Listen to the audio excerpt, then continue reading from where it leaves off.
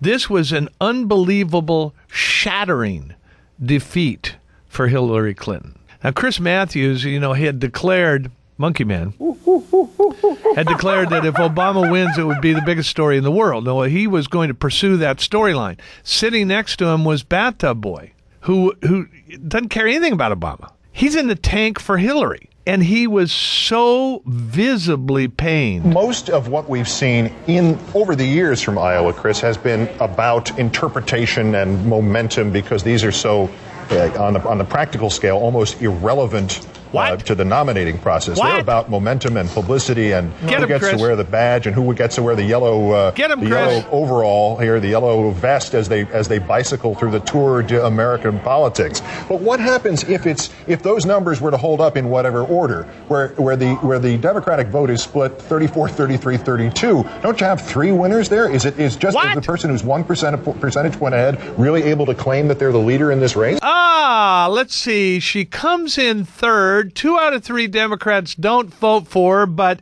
she's a winner. We have witnessed spin in our time, but certainly every bit you have heard before that was more artful, was better hidden.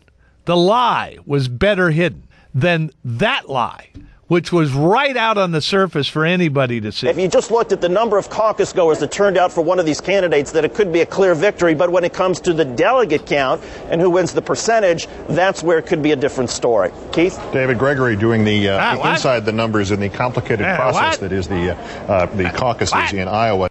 That wasn't David Gregory. Bathtub Boy was so distraught. I watched the whole thing. He called that, you watched the whole thing? Yep. I watched it too. He couldn't transition in between segments. He couldn't even talk.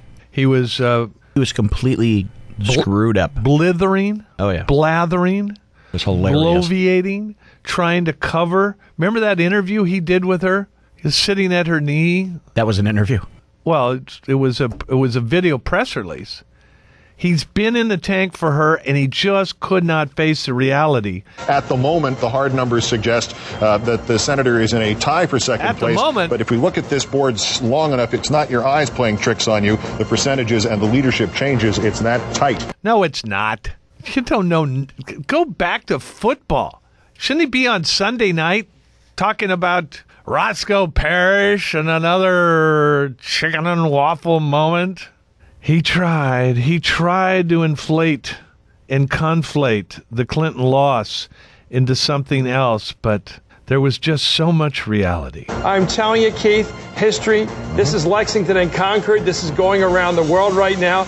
I'll say it again. In Rangoon, they're putting their front page together. A guy named Barack Hussein Obama on a victory projectile to win the Democratic nomination, defeating the president's wife, and that's the big story as well. I think the lead here is Barack Obama, and the second lead is Hillary loses. And a projectile victory would be a new political term, but thanks for coining that.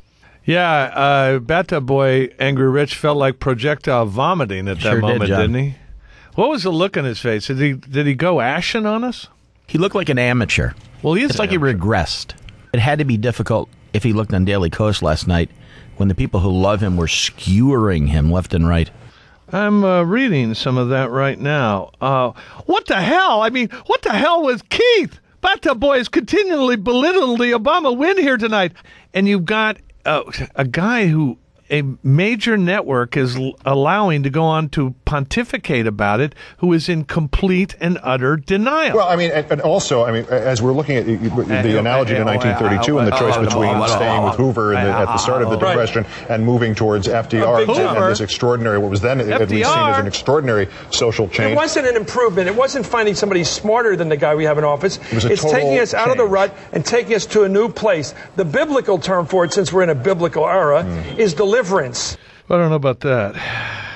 Kos commentators. Now, these are the far left-wingers who love Bathtub Boy for bitching up Bush. And they say, he never even says Obama's name on the air, maybe a couple brief mentions in passing, usually framing something about him in a dim light. He has never given Obama fair coverage. His truth-telling never included honesty about Obama.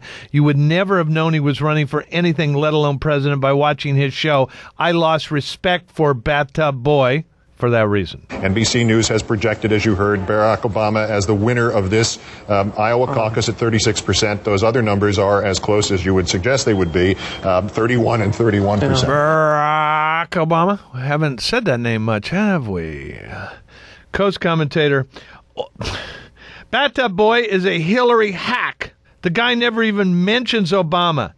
Any host that never brings on a guest that disagrees with him has their agenda. Go do another horrid special comment, Bathtub Boy. Sheesh. The German papers are leading with Kenya. The French papers are leading with Pakistan. And a lot of times the Obama win is buried, despite what Monkey Man said about this being hugest worldwide news, every corner in Rangoon.